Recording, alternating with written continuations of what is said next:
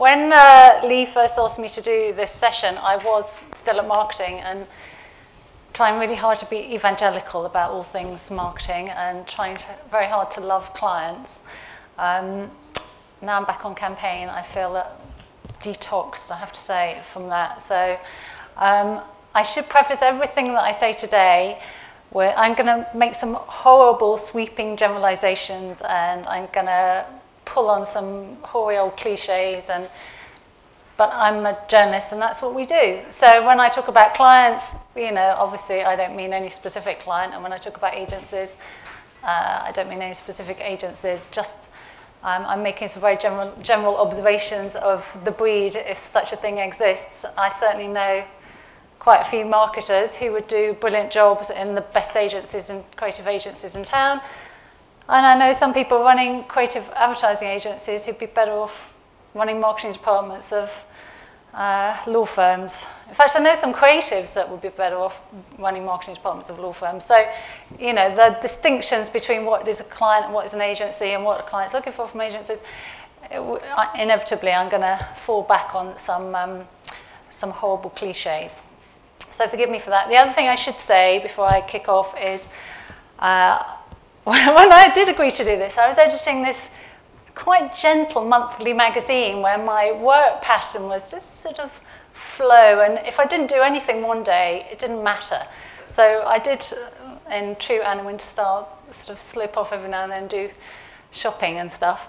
Now I'm back on campaign. It's one of the few weekly magazines left at the publishing company I work for, and I'd forgotten quite how full-on 24/7 publishing is in a digital age with a weekly print title.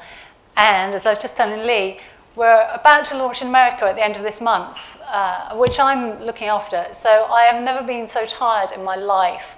I'm going to burble a bit and I'm going to get my words mixed up. I think the last time I felt like this was when I was in labour, and the similarities are quite similar. So please bear with me. I'll do my best, but my brain is in several time zones and I can't remember anyone's name at the moment. So I have my trusty notes from which I'm going to read, so forgive me. They did ring me up earlier this week and say, what technical facilities do you need for PowerPoint? I can't do any of that. I don't do any of that. So I'm sorry, I haven't got anything lovely to show you. But I am standing up, which is not the easiest thing in the world for me. So at least I'm doing that. Anyway. And also I will be flipping, because I can't see any of you without my glasses on, but I can't read anything with them on. So if I keep doing this, that's why. Now Lee gave me a nice introduction, but I thought I would begin by telling you a little bit about me and how I've formed my views on this sort of client agency world. So I was editor of campaign. I've worked on campaign for virtually my entire life, which is quite sad. And I know that if I was writing a profile of somebody that had had such little career progression as me, I would immediately write them off as moribund and stuck in a rut and not at all the sort of industry go-getter that we need. But anyway, I was editor of campaign for nearly 9 years, and during that time, my views of clients and their relationships with agencies was really filtered very much through all my agency contacts. And everything that I heard over lunch from agencies themselves about dreadful scenarios they'd had with clients. So what I heard from agencies were clients are an inconvenience, they're always asking for more for less, they don't take enough risks, they're really boring. In short, that clients are the reasons that agencies aren't as good as they really could be. So if they do a shit piece of work, it's the client's fault, was what I was always being told. And then, as Lee said, last year I moved over to marketing.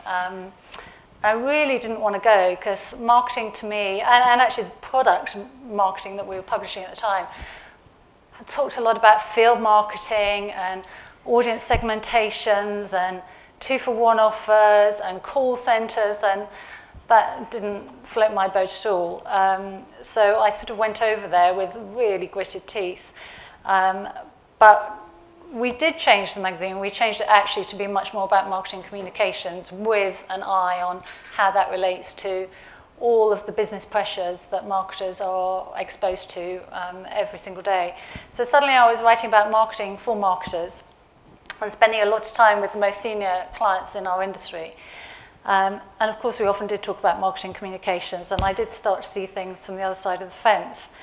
Now I'm back on campaign, I've got this global remit, and I'm really glad that I don't have to spend so much time with clients anymore.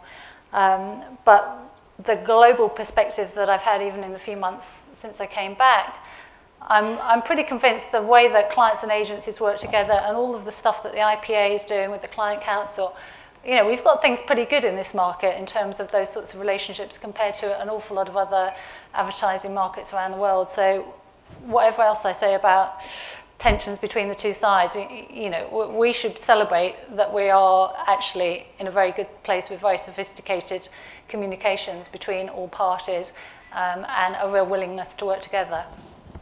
The worst thing actually about being on marketing and dealing with marketers was the fact that they never ever paid for lunch, and that was, I must admit, the biggest shock for me, because having spent decades going out to lovely lunches with agencies and always being paid for, I suddenly was going out to lunch with these marketers and sort of sitting there at the end of lunch and wondering why the lunch sort of hadn't finished yet, and it was because I hadn't asked for the bill, and it took me a few sessions with marketers to work this out. But as a very crude and self-centered analysis of the difference between the two, there's one for you. So what have I learned? Well, for a start, I think really, generally speaking, clients and agencies are two very different beasts, and there is a fair amount of mistrust and even dislike for each other. That's a pretty crazy basis for a relationship, obviously, but it does explain why there is a lack of loyalty sometimes when it comes to where clients apportion their accounts, and this sort of accounts only staying with an agency for a pretty short space of time. You know, there is not this sense of we're partners in it together. And I think one of the reasons for this sort of fractured relationship is this schism between the general business knowledge that marketers have and the ability of agencies to really understand the key boardroom challenges. And if there was a plea that I could make at the end of all of this, it would be advertising collectively, agencies as a sector need to really keep working at that understanding of the business challenges of their clients and not just the marcoms challenges.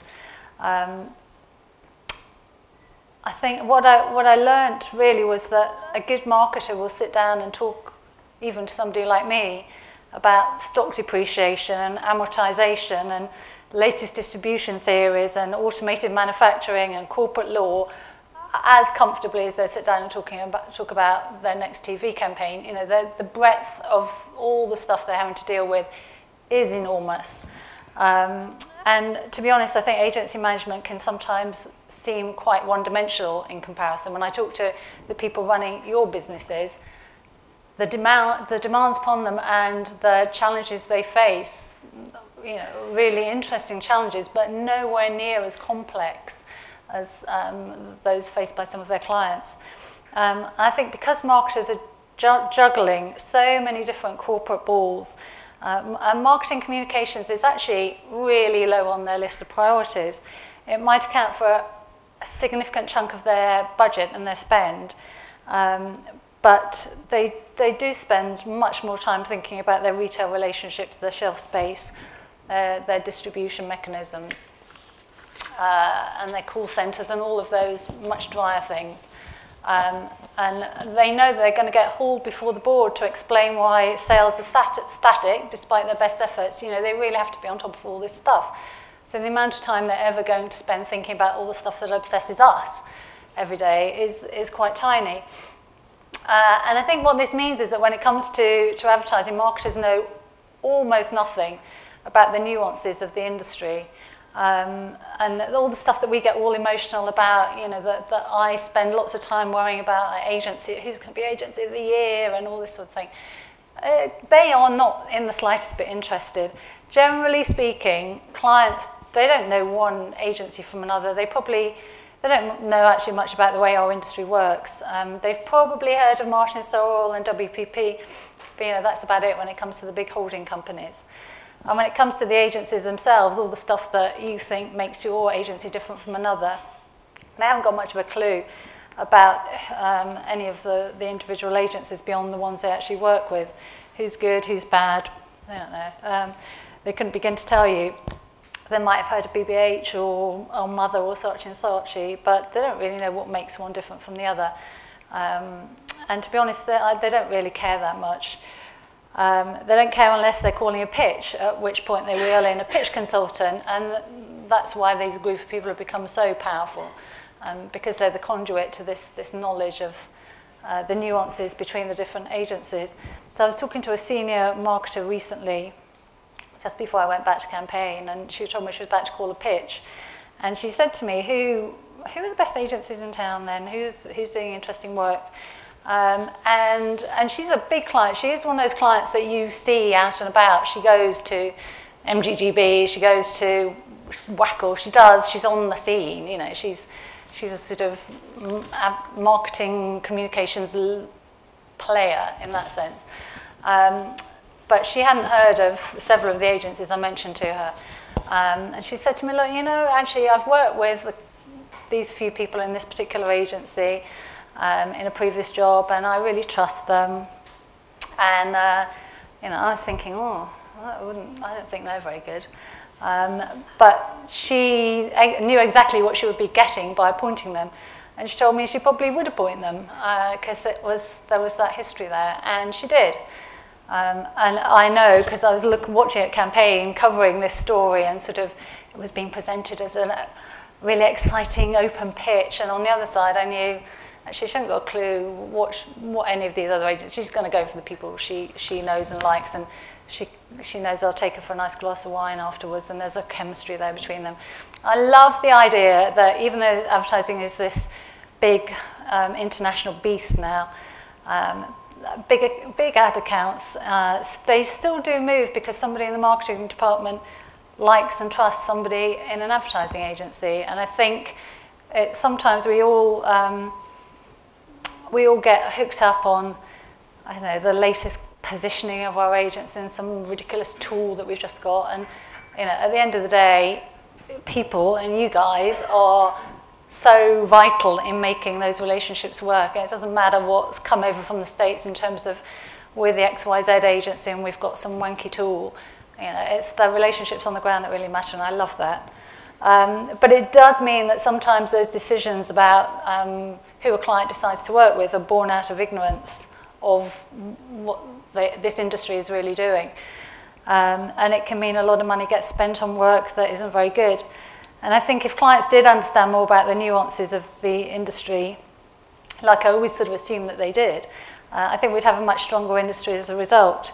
So another vital component in that client-agency dynamic is often a surprising ignorance about what we all do, and it is why the work of the IPA and the Creative Council, and why that is so important, every little effort to get all sides around the table. So just get over that. Oh, it's all a bit difficult, and I've got shelf space to worry about. When I originally sort of started talking about this theme, when I was back on marketing, I rang around some of my pet clients and asked them to sort of tell me what they thought about advertising agencies. And yeah, I'll be honest, it was not a flattering picture. And I think marketers were telling me, if I'd rung them from campaign, I probably would have had a different answer, but I was ringing them as the editor of marketing, so I was sort of on their side, I guess. But not only are marketers very hazy on the different agencies out there and what all their individualities are, they also can be incredibly sweepingly scathing about advertising in general in the agency world. I emailed around a few marketers for their thoughts, and these are the sort of words that came back. It's like overpaid, naive, uncollaborative, egotistical, one-dimensional. You know, those words came back from several times from different clients when the question was posed, what do you think of advertising agencies? And of course, there were plenty of positive labels too. And many of them were the complete opposite of all the negative ones. So clients use words like creative, and forward-looking and thoughtful to describe their agencies, but the strongest emotions were definitely negative around the high price that clients feel they pay their agencies and what they see as their agencies' sort of almost arrogant sense of entitlement. And one client sort of really uncomfortably cornered me at an industry dinner not that long ago, and he was sort of sweaty and really agitated, and I don't know whether he was just looking for anybody to sort of mouth off at, or whether he thought I'd have some sympathy for his position, but he came up to me and said, he just had a really bad meeting with his advertising agency, and he said, they just don't understand that the days of the creative ego are over, and I'm in charge now, and I know what's right for my brand. And this cult of personality thing at agencies is dead. And I heard that frustration several times from clients is, you know, just do what I want you to do. Don't this sort of creative ego standing up and sort of, now I don't think at all that's a healthy position for a client to have, because they're not in the business of producing the brilliant marketing communications ideas that you guys are. So, but just that's what's sometimes going on in their heads. And this idea that agencies believe they have these mystical creative powers that must be obeyed, you know, they think some of them think that's a lot of shit, and it's just roll your sleeves up, get something out, and let's get some sales going. Anyway, the good news for clients and their agencies this year is obviously the economy's picked up, and it is rising at its fastest rate for 7 years, and it's up, I think, nearly 3%. So by and large, there is more money that marketers have at their disposal. And I do think we're now going through a phase where those brands that have held their nerve through the recession and maintained their investment in marketing and advertising, they're going to pull away from the downturn much quickly than those that reduce their marketing budgets. But the truth of it is, all of those preoccupations that dominated marketing thinking through the recession, they're not just going to go away. And the marketers' challenges and what they're going to be looking for from their agencies will depend on how they behave through the recession, I think. And one thing the recession obviously forced on our industry is accountability and the predominance of ROI, and that is absolutely here to stay. Every marketer has that front of mind all the time, even though they might have a bigger budget now. And the increase in information obviously reinforces this. I'm so fed up with the words big data, and I've had to stand up and talk about it and even really know what it means. It means everyone does different things to different people, and every conference platform wants to talk about big data. But the reality is marketers do have much more data and information than ever before. You guys have much more data and information than ever before, and the chief executives of client companies know this, and they're expecting all that data to produce better results. So there's definitely an expectation coming down from the top onto marketers as data gathering becomes more efficient, that marketers should be much better at targeting the right customers with the right message, cutting through the wastage, driving ROI, all of that stuff. And it's the starting point for every conversation they'll have in the boardroom. And company boards are expecting more from their marketers. The burden on CMOs to deliver proven results is just getting bigger and bigger. Of course, that means marketers putting more pressure on you guys and their agencies to cut more cost and to produce more effective work. So that's probably why they're as much of a pain in the arse as they sometimes are, because all this pressure they're juggling so many things in their day, and this pressure is just getting bigger and bigger and bigger. And you know, you see it when you sit down and talk to them in a sort of out of work frame of mind. They're under a lot of stress. And I think this probably is one of the reasons why so many of them are much less willing to take creative risks and much less willing to make any decision without this ridiculous army of consultants and research companies and pre-test scores to ratify every single decision they make. You know, there's a sort of a lens on marketing now in a way that there probably wasn't a decade or two ago. And I was talking to Claire Harrison-Church, who's a senior marketer at Premier Foods, and she told us recently that the biggest challenge facing her industry is literally just having the space and the time and the confidence to develop these big brand ideas. You know, just how can you have that sort of clarity when you've got all this other stuff going on?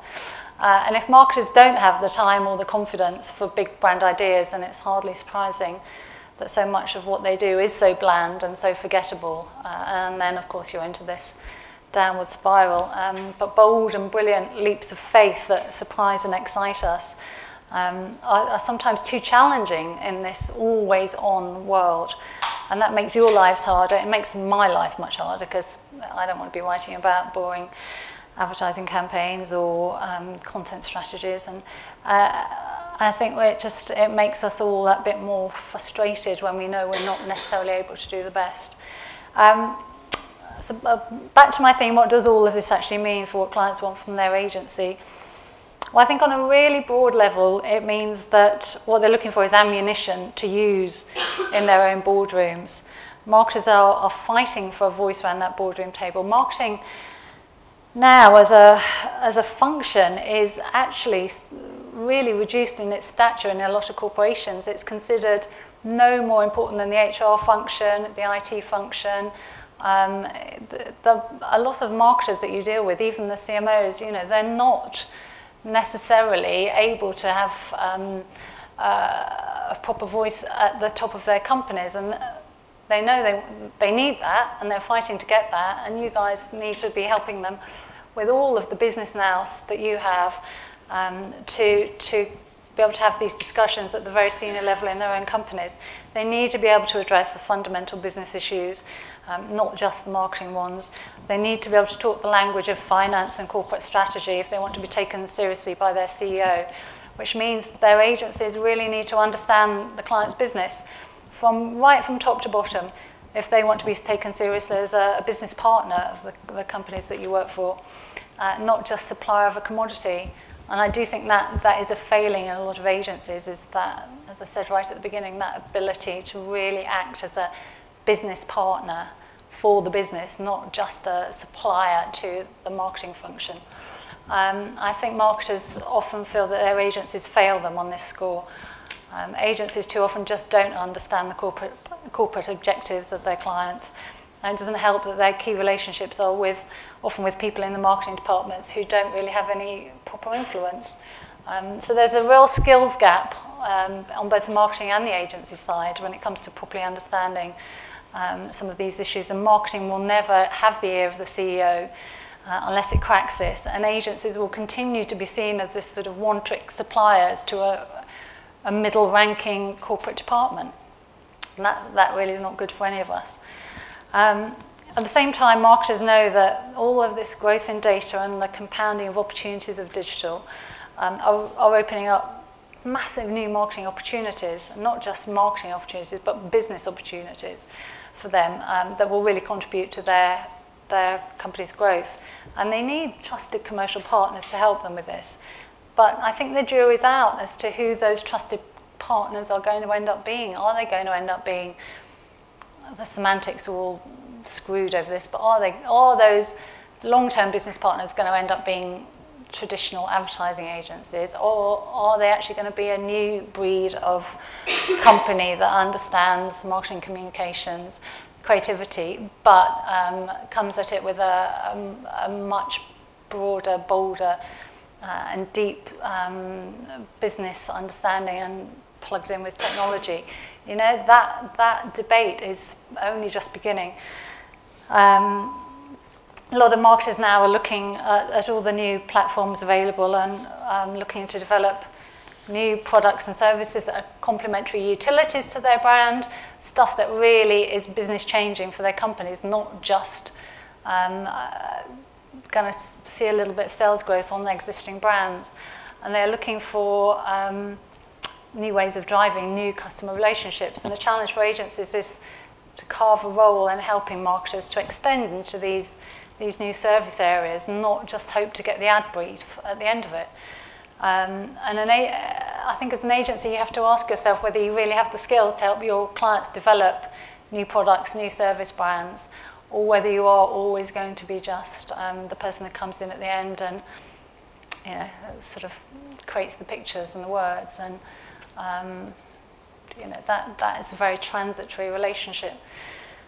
I sort of thought I should probably talk about digital, although that's such an anachronistic word now. I feel uncomfortable even sort of talking about digital because it applies obviously to almost everything we do. Yet a lot of marketers still have this a bit rabbit in the headlights position when the word digital comes up. And I was talking to Audi's head of marketing, and he was telling me that his goal is to move beyond using digital as a communications tool to enhance his existing business model, and to rethink how the business itself, the Audi business itself, needs to fundamentally transform in order to meet the needs of digitally literate consumers. And that is this sort of really, if you can get pulled into that slipstream where you're right at the core of the company, that's such an interesting opportunity, I think. And it should be an opportunity for you all as agencies to work your way up the client food chain and into the boardroom as digital starts to infect the heart of businesses, not just the way they communicate.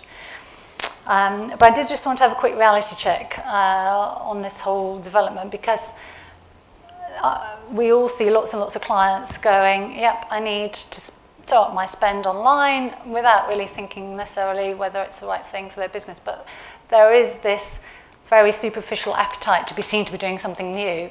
And so there's an awful lot of collateral created now that has very little impact, I think, on sales, let alone on the wider business. And I was talking to Chris McLeod, who's the marketing director of Transport for London, and he was saying one of his biggest challenges is just keeping a healthy perspective on the growth and the role of digital channels to just sort of keep pushing back and going, because his agency wants lots of great case studies to show how digital they are.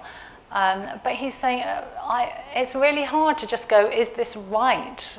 Or am I just being caught up in the sort of excitement of the new thing? And that was a real challenge for him, he was saying. But he did say it's important that marketers obviously keep questioning and evaluating how important the channels are. It's just adding another layer of complexity to the marketing job, of course. Interestingly, client spend on traditional media has just outstripped that on digital channels for the first time in 3 years.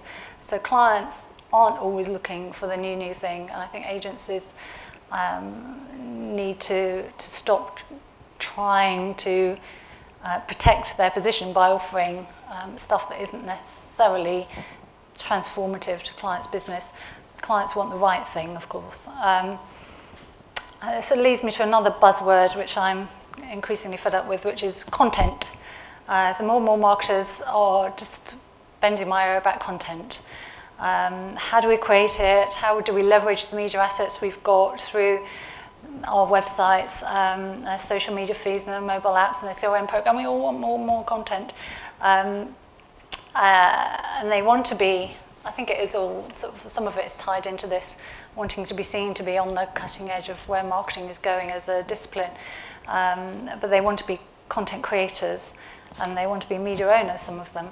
And that's a really interesting challenge for agencies, how they find a place for what they do as clients get better and better at creating their own content and delivery. And I was talking to a CEO who's also the creative lead at a big agency the other day, and I'd seen a film on one of his biggest clients' websites.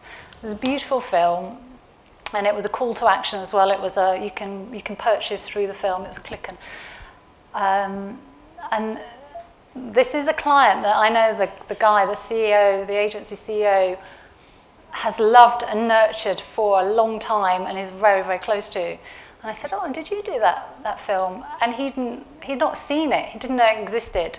It's had loads of PR. it's exactly the sort of thing that an agency like his should have been producing, because the craft quality, everything was right up his street, but it has this e-commerce element to it. Anyway, he hadn't even seen it. And I think that is such a window on the danger of if you don't keep pace with the changes. So on the one hand, there's no point just pushing and pushing what you can do or what you think you should be doing. On the other hand, there are massive opportunities out there that are bizarrely going over the head of very senior people with very embedded client relationships. And that was just a fascinating insight into how quickly you can lose hold of your client's direction sometimes. I sort of hesitate to talk about mobile because I think we've probably written, this is the year of the mobile. It's probably been written in campaign every year for about the last 7 years. But marketers is another one of those areas that marketers, they know they really need to get to grips with, and they need to work out how they integrate mobile into their customer journey, and enable consumers to browse and buy and service and communicate with them on mobile. But again, it's an area of specialism that I think traditional agencies are claiming to have conquered, but marketers are still turning to the dedicated suppliers for advice, even though they're looking for integrated solutions. So there are some big fundamental areas that big mainstream agencies just aren't really pulling together, and I think that is starting to unpick some of those the client agency relationships that are the good ones, that are long established, are actually being unpicked by some of these developments. Anyway, all of this content and digital and mobile is obviously making marketing an always-on job, and that naturally is stretching their relationships with all their suppliers. You know, if they're sitting in a room now and they've got 6, 7, 10 specialists working on their marcoms in all sorts of new and interesting ways, that's a big job for a marketer to try and corral all of that. And more agencies I know are offering a 24/7 service to their clients, and clients are having to get used to ceding control of their marketing function more and more, and letting you guys get on with some of this stuff, because it has to happen quickly, and there isn't time for all of that sign-off by half a dozen people internally. And I think that creates some fantastic opportunities for agencies to develop new types of relationships with their clients that can't be so easily unpicked. If you are the company that is sitting there 24/7, taking more responsibility for sign-off of Marcom's campaigns, then that's an incredibly powerful position to be in. But you know, now's the time to really drive those things home. And this perfect storm of big data and constant marketing mean that marketers need to be much more interwoven with their agencies. And we talk a lot about who owns big data. Of all the different types of agencies in our space, who owns big data? It's a sort of a silly question in a way, because ultimately it's the client's data, but they are increasingly unable to manage so much of it because they don't have their internal resource themselves. So again, that's an opportunity where they are trying to look for proper partners that they can work with long term on this stuff. And I think if you can get that right as an agency, you can create much longer lasting relationships than we've been used to in recent years. I just wanted to finish by looking very briefly at the British Airways campaign, the British Airways creative review that happened, well, not creative review that turned out to be a sort of interesting integrated brief that happened. And when they called the pitch, BA said it was putting all of its agency contracts up for grabs, and everything from the above-the-line activity to direct marketing, experiential advertising, events, everything into this pot. And I think certainly the press and probably the industry sort of greeted that pitch sentiment immediately with sort of approval. Yes, this is where we're all going. And the general consensus is that a new model of the way that clients and agencies work together is long overdue, and this traditional idea of sort of limiting strategic and creative minds to one channel or another isn't really fit for purpose. in this always-on connected digital age. And BA certainly felt that it needed a much more connected approach to producing work that sells at every step of that customer journey. And it was looking for a new type of agency that's nimble, with one culture and one P&L that can create stories that its always-on consumers can live out across the brand and across digital and e-commerce. And I do think that is a pretty good, I don't think it actually turned out that way in the end. They went for BBH, and BBH bolted on quite a traditional sort of DM offer. But I think that aspiration that BA had, that sort of ambition, was quite a good summary of where clients are heading and what they're looking for from their agency partners today. You know, they're looking for this holistic thinking, and they want a constantly flowing stream. And that does require very, very strong relationships. So the old advertising world order is changing, I think, and a new model is called for, which sounds like a really exciting opportunity for me. Not for me, although maybe it's for me, for you. It sounds like an exciting opportunity to me. I think it's all there for the taking, but I do think there are some old habits, and that sort of client agency not quite being on the same page, around the same table, pulling in the same direction. You know, that is going to be a barrier to really pushing through this new model.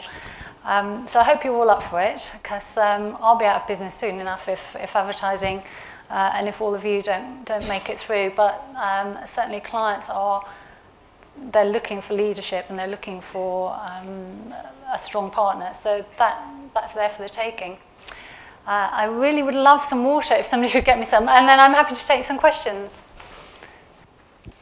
Based on your experience and the lunch that you spoke about with the client, the overall client who wanted to speak to you about, you know, the agencies and stuff, what did you actually say to him? Because you obviously had experience on both sides.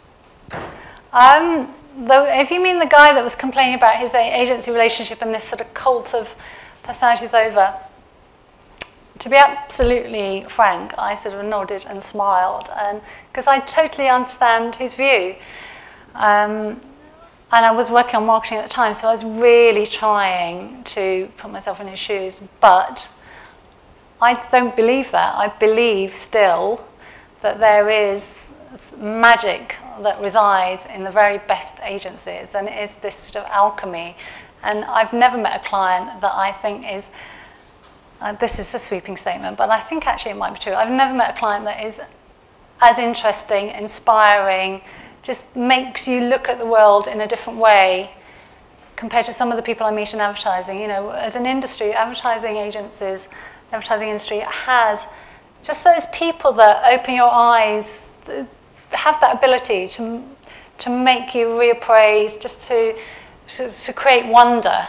I've never met anybody that works in marketing that has that, or necessarily even much of an understanding of how you might create that. So I fundamentally believe in the cult of sort of creative personality and ego and all of that in agencies, because I think we need that, and we need to protect it and celebrate it, because that is the only thing that makes an advertising agency, or any, I'm saying advertising agency, any agency, and when I talk about creativity, I don't just mean words and pictures, you know, brilliant media creative thinking or digital execution, whatever it might be, creative brilliance. That's the only real USP I think that our industry has, and it's vital, and it's business transformative. But if you don't have that, if the clients don't let you have that, then you're just competing against McKinseys and Accentures, and you're just a consultant supplying this sort of costed commodity. So I didn't agree with him, but I didn't do that. It's my shame, probably.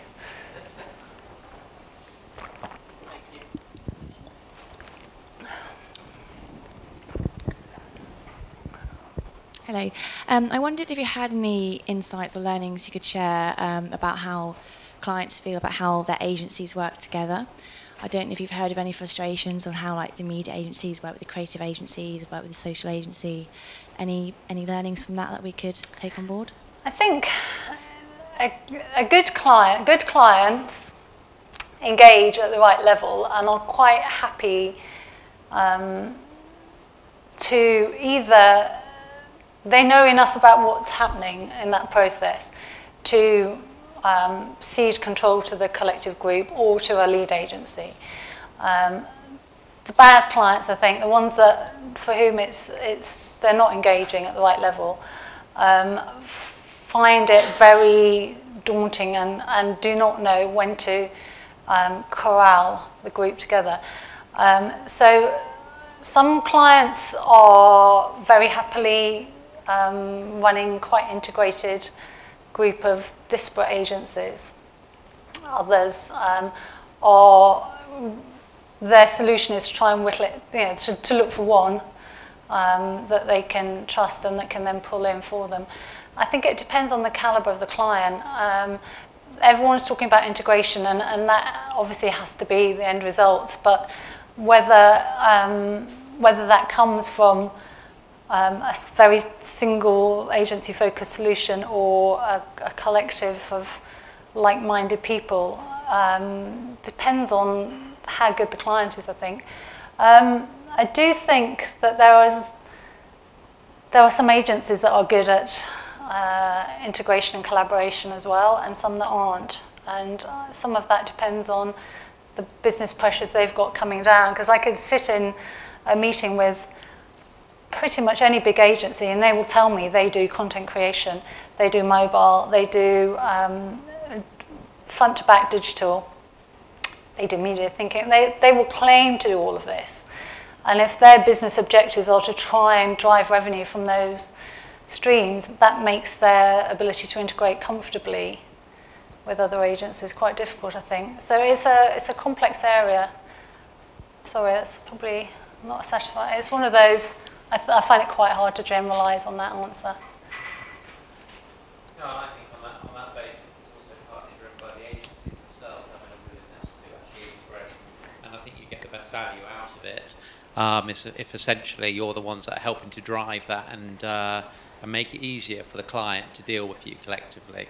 But I think it does come down to the client being very specific about the roles they're expecting each agency to perform, because as you kind of cross over into other people's areas, that's where you get the aggravation. Yeah, and how the client pays their agents as well. If you're a media agency with a massive buying function that you've got to justify the expense of day in, day out, if your client is paying you in a sensible way for your input, that makes it much easier for you to be collaborative and generous. If you've won the client's business on the basis of rock bottom price, your ability to just go, this is a great idea, it's over to you to execute it, that's a really hard thing. So I think clients need to wake up to, you get the best result from an integrated model if you're paying everybody really fairly for input, not necessarily execution. Could I just ask one more question, just while I've got the microphone, actually?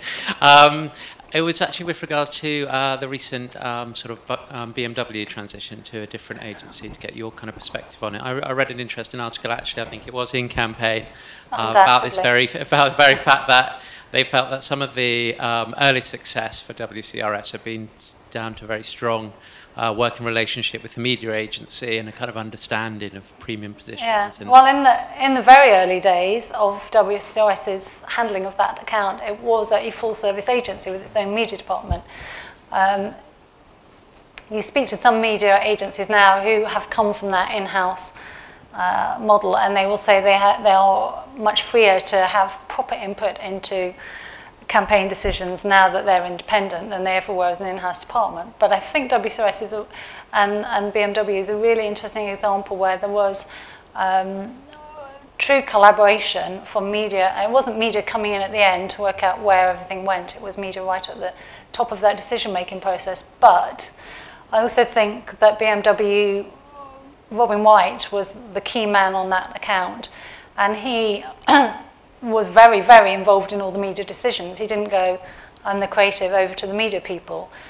He's like, we've got this amazing creative execution. It needs to go first opening spread in You magazine or 96 sheet poster.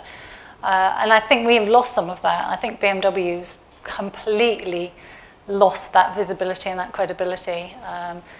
And the schism between media and creative hasn't helped at all. Media agencies are suggesting little sponsorships on small satellite TV channels, and the creative executions don't, there's two very different agendas going on, and the brand has suffered significantly from that, I think. Great, thank you. You spoke about the mistrust that lies still between agencies and clients, and also those old habits. Do you think sort of over time eventually that will be overcome, or do you think that mistrust will always exist?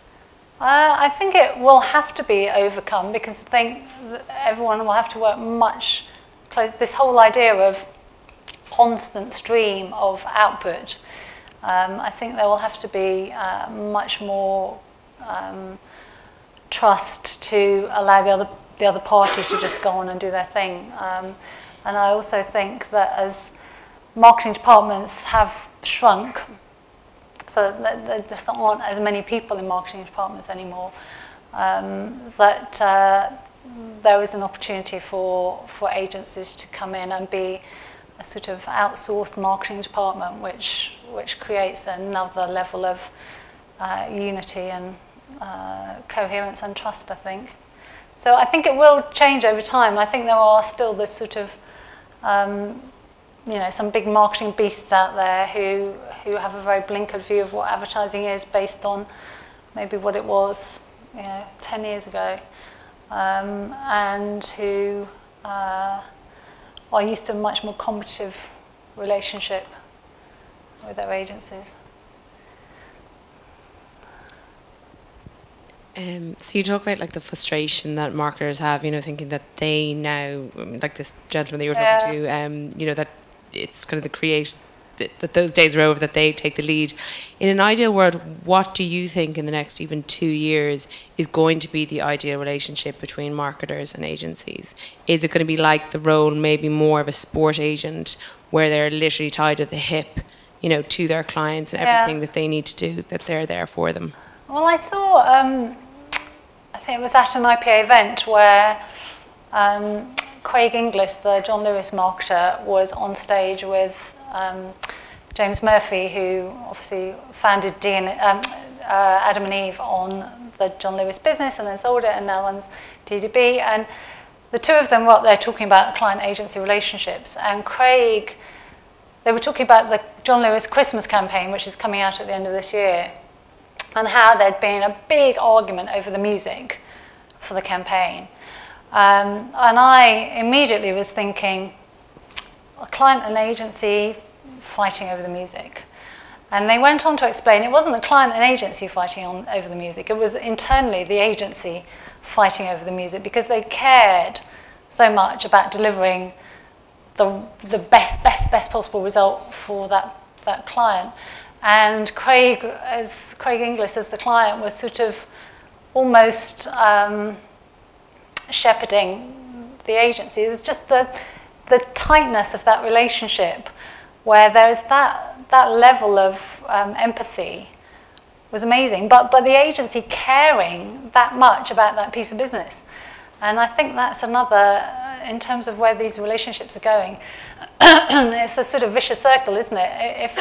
If you win a piece of business and you're not entirely sure you're going to have it for that long, how much resource and emotional input are you going to invest in that client?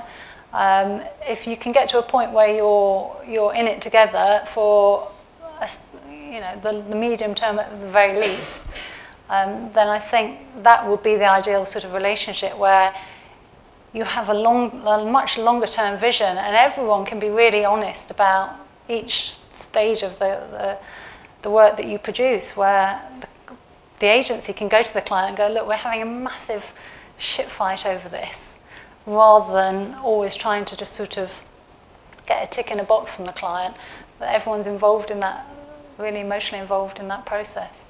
That would be the ideal, but I think those are quite unique relationships. The trouble is marketing is being, again, a sweeping generalization, but there's a lot of centralization of marketing, geographical centralisation of marketing functions. So the people on the ground in any local market don't necessarily have either the power to appoint an agency or much freedom on how that agency works. You know, there's so much comes down from the top now, which is another problem. But it does come back to my point at the beginning about people. Even with all of those messy things, if you've got two people that on the client and agency side that actually quite like each other and can go out, even if they're having a bad time getting a campaign through, can go out for a beer afterwards, and you know, that the people thing is just so important.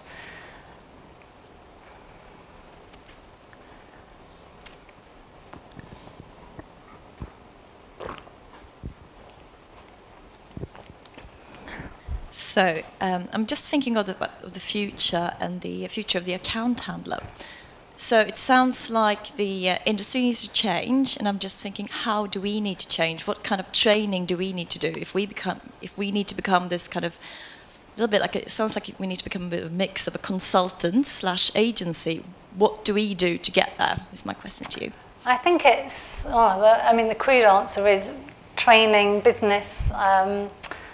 Proper business consultancy level training to allow you to pitch yourselves alongside the very best that McKinsey can offer, or Boston Consulting, or Accenture. And I think it's so many people get to the top of agencies. You find people running agencies that have never had proper management training, never had proper business training, and they've just sort of floated up to the top of their agency, and they're the ones interfacing with the client, but they're not business people themselves. They happen to have been maybe a not particularly well-trained account man or even a planner these days. They don't. So I think that sort of culture needs to filter down from the top. Mm-hmm. I think it will over time. The IPAs, diplomas, all of those sorts of things are obviously really, really important.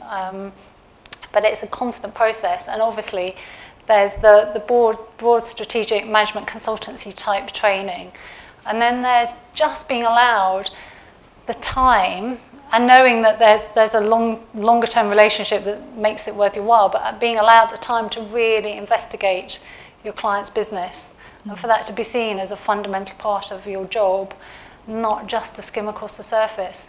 But that does involve the client going, you're part of my team, come in, you know, this is warts and all the business issues that we face, and that sometimes that happens, but a lot of the time it doesn't happen. And obviously it's kind of linked, isn't it? If you get rid of your agency, or you know, there's that churn between agencies and clients, and also between, I suppose, people leaving the agency, so kind of a little bit of a vicious circle before you could achieve that kind of next level, I suppose. Yeah, well, I think there's it's a whole other issue, but there are so few people coming into the advertising industry now see it as a long-term career, and I think it's just the nature of the talent pool is the idea of working in the same business for 20, 30 years. It's just anathema to a lot of people now. You know, they'll come in, they'll do account management or planning or something for a few years, and they'll go off travelling or do some voluntary work, and people have a much more portfolio attitude to their career progression. So that makes the people that are willing to stick it out and to invest in themselves and their skill sets really valuable. But I don't think we've necessarily are rewarding that long-term commitment from the people that really see advertising and, you know, have it in their blood and see it as a long-term place where they want to build their ultimate career. So you're right, it's very related. Thank you.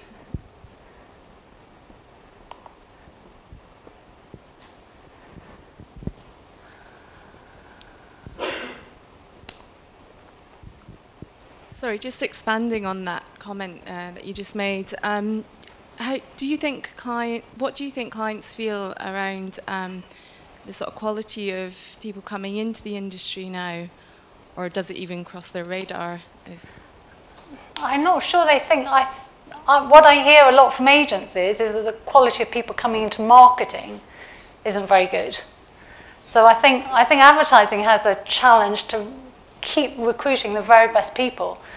But I think marketing has an even bigger challenge. It never was the place that the very brightest people wanted to work anyway, and that's got worse. So, you know, to be frank, I think a lot of clients aren't very good. But that situation doesn't look like it's getting better anytime soon. I mean, if there was an important job the advertising industry could do, maybe it's about marketing as a desirable career for bright graduates, because I think that's a serious issue. Yeah, I agree.